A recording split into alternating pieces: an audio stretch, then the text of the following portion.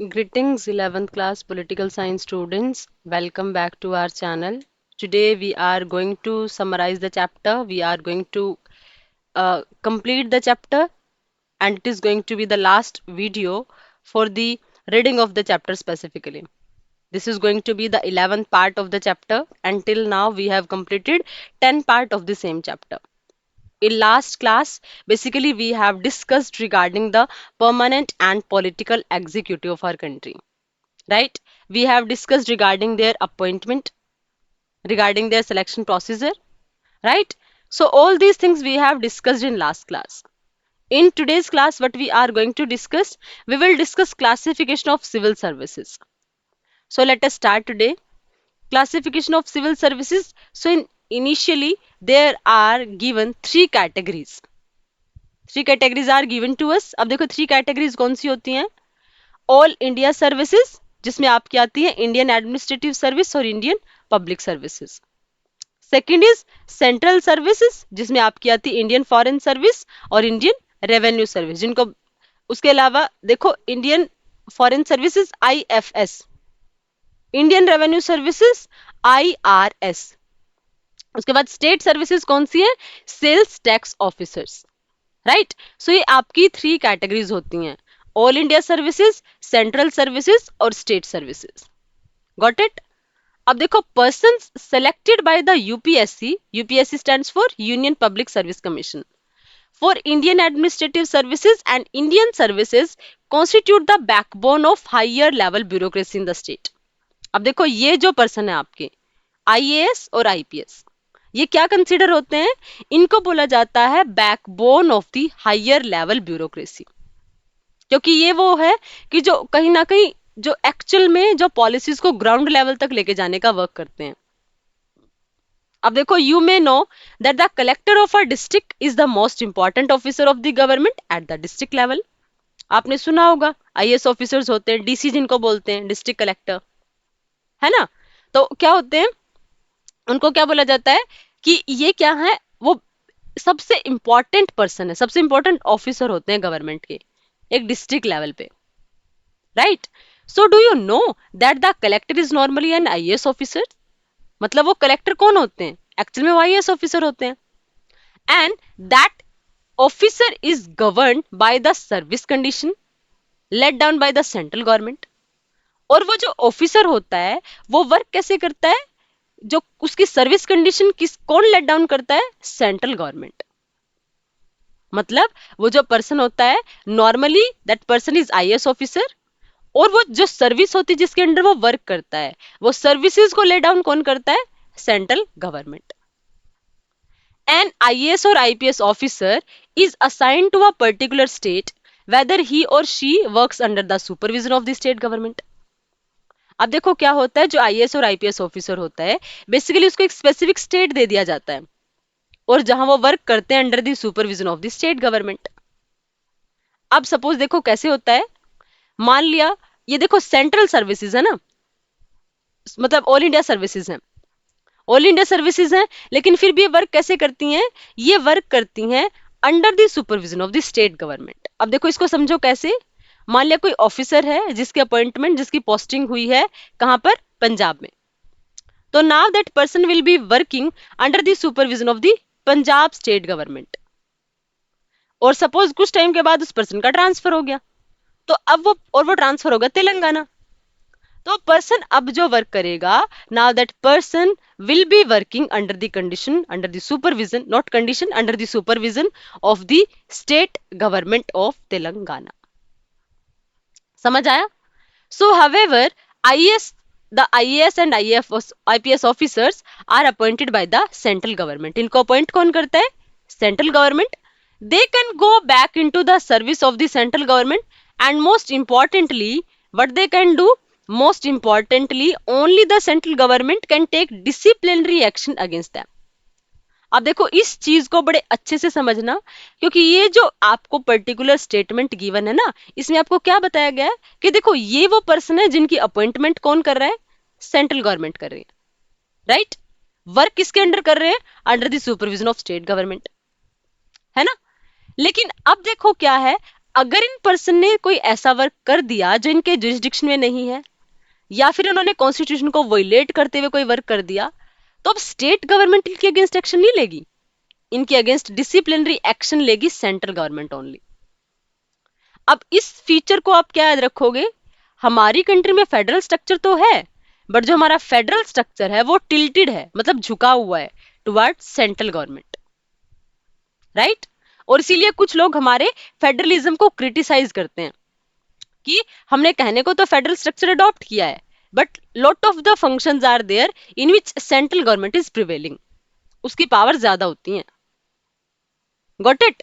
सो ये वही एक एग्जाम्पल है, क्योंकि देखो इनकी अपॉइंटमेंट सेंट्रल गवर्नमेंट कर रही है, इनकी अपॉइंटमेंट हो कहा रही है, किसी पर्टिकुलर स्टेट में हो रही है, तो इनकी अलाउंसेस और सैलरीज कौन दे रहा है, वो स्टेट गवर्नमेंट दे रही है। बट अगर इन्होंने कोई एक्शन कर दिया, कोई ऐसा वर्क कर दिया जो इनके जुरिस्डिक्शन में नहीं है या कॉन्स्टिट्यूशन को वायलेट कर दिया, तो इनके अगेंस्ट एक्शन कौन ले रहा है, वो भी सेंट्रल गवर्नमेंट ले रही है। तो कहीं ना कहीं उनकी सैलरीज और अलाउंसेस का फिर एक्सपेंडिचर स्टेट गवर्नमेंट के ऊपर क्यों डाला हुआ है? Just because of that some people say कि ये कहीं ना कहीं ऐसी पोजीशन शो करता है कि हमारी कंट्री का फेडरल टिल्टेड है सेंटर की तरफ, right. So this means that the key administrative officers of the state are under the supervision and control of the central government.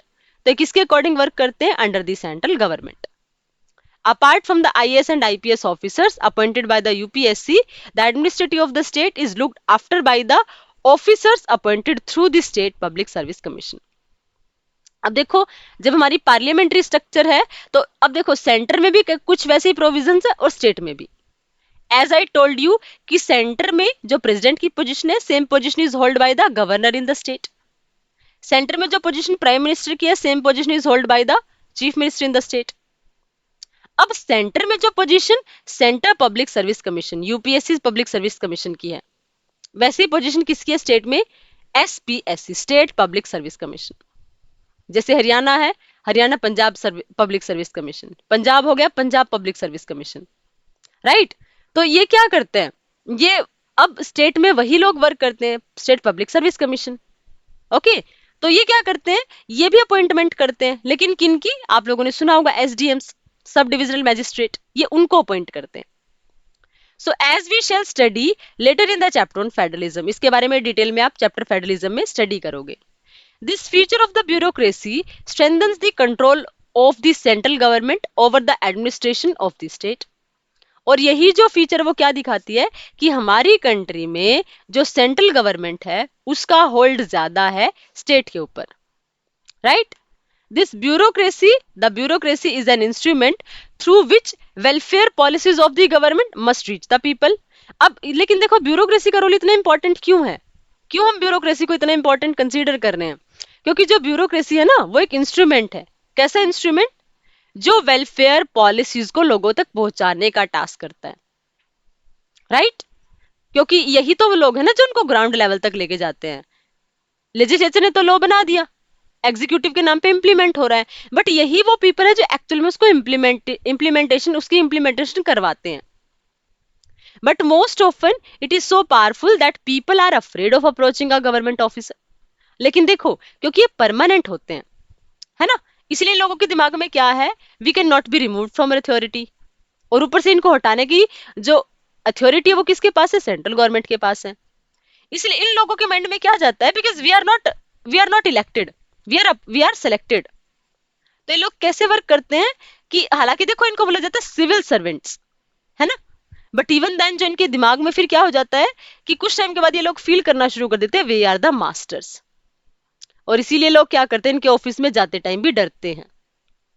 It's a common experience of the people that bureaucracy is insensitive to the demands and expectation of the ordinary citizen। और ऐसा भी देखने में आया है कि हमारी bureaucracy हमारी डिमांड्स को लेकर इनसेंसिटिव होती है। Only if the democratically elected government controls the bureaucracy, some of these problems can be effectively handled। अगर देखो ऐसा किया जाए, अगर ऐसा हम लोग सिस्टम कर दे कि जो हमारी ब्यूरोक्रेसी है उसके उसके ऊपर थोड़ा कंट्रोल हो जाए, तो हम क्या कर सकते हैं, इन प्रॉब्लम को हैंडल कर सकते हैं प्रॉपरली। लेकिन अब देखो क्वेश्चन क्या है कि उस कंट्रोल को करेगा कौन? इसीलिए कुछ लोग बोलते हैं कि कंट्रोल किसका होना चाहिए? जिन लोगों को हमने इलेक्ट किया है, मतलब जो हमारे पॉलिटिकल एग्जीक्यूटिव है। लेकिन क्या पॉलिटिकल एग्जीक्यूटिव का कंट्रोल सही है? परमानेंट एग्जीक्यूटिव के ऊपर? नो, क्योंकि अगर देखो ऐसा होगा तो क्या होगा, too much political interference turns the bureaucracy into an instrument in hands of the politicians. अब अगर इनके ऊपर इतना ज्यादा कंट्रोल हो गया तो फिर तो पॉलिटिशियन इनको अपने अकॉर्डिंग मोल्ड कर देंगे। इसीलिए हम लोगों ने क्या सोचा है, हमारे कॉन्स्टिट्यूशन फ्रेमर्स ने, कि इनको आपको कंप्लीटली फ्री रखना है from the interference of the politics. Fine. Though the Constitution has created independent machinery for recruitment, many people think that there is no provision for protecting the civil servants from political interference in the performance of their duties. हालांकि हमारे constitution framers ने ऐसी चीजें की हैं, but फिर भी ऐसा कोई प्रोविजन नहीं हुआ कि जिसकी वजह से हम ये सोच लें कि इनको पॉलिटिकल इंटरफेरेंस से पूरे बाहर रखना है, right? It is also felt that enough provisions are not there to ensure the accountability of the bureaucracy to the citizen. और ऐसा भी फील किया गया है कि ऐसे कुछ स्पेसिफिक प्रोविजन नहीं है जो ब्यूरोक्रेसी की अकाउंटेबिलिटी को इंश्योर कर सकें, right? There is an expectation that measures like right to information may make the bureaucracy a little more responsive and accountable. अब हमारे पीपल को, हमारे जो सिटीजन्स हैं उनके दिमाग में क्या है कि जो हमने कुछ चीजें अडॉप्ट की हैं और जो इफेक्टिव भी है really, for example right to information, जो हमने कब इंट्रोड्यूस किया, 12 अक्टूबर 2005, वो कहीं ना कहीं इनकी अकाउंटेबिलिटी को, आंसरेबिलिटी को इंश्योर करता है, राइट? सो ऐसी कुछ प्रोविजंस हैं जिसकी वजह से हमने अपनी ब्यूरोक्रेसी को भी अकाउंटेबल बनाया हुआ है। Done. So whole of the chapter is completely clear to all of you. So let us have a look over conclusion part also. The modern executive is a very powerful instrument. अगर आप modern bureaucracy की बात करते हो तो बहुत powerful institution है government का। The executive enjoys greater power compare to other organs of the government. और जो हमारी एग्जीक्यूटिव है बहुत ज्यादा पावर्स को एंजॉय करती है ना, और ऑर्गन्स की कंपैरिजन में, राइट? क्योंकि लेजिस्लेचर सिर्फ लॉ बना रही है ना, जुडिशरी, हालांकि जुडिशरी की बहुत पावर्स हैं, बट एग्जीक्यूटिव क्योंकि उनके नाम पे सब कुछ चल रहा है, पॉलिसीज चल रही हैं उनके नाम पे, तो इसीलिए एग्जीक्यूटिव क्या करती है, औरों की कंपैरिजन में बहुत ज्यादा पावर्स को एंजॉय करती है, राइट? और इसीलिए देखो आप लोगों ने, let me tell you one quotation that is given by David Apter, that is a political thinker. उन्होंने क्या बोला है, power makes a man corrupt and absolute power makes a man corrupt absolutely. यानी अगर कोई पर्सन के पास power है तो उसको करप्ट बनाएगी, और अगर एब्सोल्यूट पावर है तो उसको एब्सोल्यूटली करप्ट बनाएगी। तो अगर इस ऑर्गन के पास इतनी ज्यादा पावर्स हैं तो क्या होना चाहिए, उन पावर्स के ऊपर कंट्रोल भी तो होना चाहिए ना, मतलब कंट्रोल भी उतना स्ट्रांग होना चाहिए। And that's why this generates a greater demand to have democratic control over the executive. इसलिए इनके ऊपर कोई कंट्रोल भी होना चाहिए। The makers of our constitution thought with foresight that executive must be put formally under the regular supervision and control. इसलिए हमारे executive, जो हमारे कॉन्स्टिट्यूशन फ्रेमर्स थे, उन लोगों के माइंड में क्या आया कि हमें क्या करना है, एक ऐसा सिस्टम इंट्रोड्यूस करना है कि जिसकी वजह से हम इनकी अकाउंटेबिलिटी, आंसरेबिलिटी को इंश्योर कर सकें, इनके ऊपर सुपरविजन रख सकें, इनके ऊपर कंट्रोल रख सकें। दस a parliamentary executive was chosen, और इसीलिए हम लोगों ने कौन सा सिस्टम इंट्रोड्यूस किया, पार्लियामेंट्री फॉर्म ऑफ गवर्नमेंट। और वो पार्लियामेंट्री फॉर्म ऑफ गवर्नमेंट अगर हम लोगों ने चूज किया तो इसका मतलब क्या हुआ, उसका मतलब ये हुआ कि हम लोगों ने कौन सा, इसका मतलब ये हुआ कि हमारी अकाउंटेबिलिटी ज्यादा इंश्योर हो गई, राइट? क्योंकि हमारे कुछ कुछ हमारी रियल एग्जीक्यूटिव है, कुछ हमारी नॉमिनल एग्जीक्यूटिव है, ताकि हम हर स्टेप पे क्या कर सके, अकाउंटेबिलिटी इंश्योर कर सकें। ओके, पीरियोडिक इलेक्शंस, अब देखो यहाँ पे वो कुछ मेथड्स हैं जो अकाउंटेबिलिटी, आंसरेबिलिटी को इंश्योर करते हैं। वो मेथड्स कौन से हैं, जैसे पीरियोडिक इलेक्शंस होते हैं, मतलब after regular time, after every 5 years we are having elections, right? उसके अलावा constitutional limits over the exercise of the powers, and उसके अलावा हमारी क्या है, लिमिट्स हैं। हमने पढ़ा था ना, चेक एंड बैलेंस की थियरी होती है, यानी गवर्नमेंट का कोई भी ऑर्गन आर्बिट्री फॉर्म में वर्क नहीं कर सकता, मतलब मनमाने तरीके से वर्क नहीं कर सकता, पावर के ऊपर कुछ चेक है, कुछ कंट्रोल है। And democratic politics have ensured that executive organ cannot become unresponsive.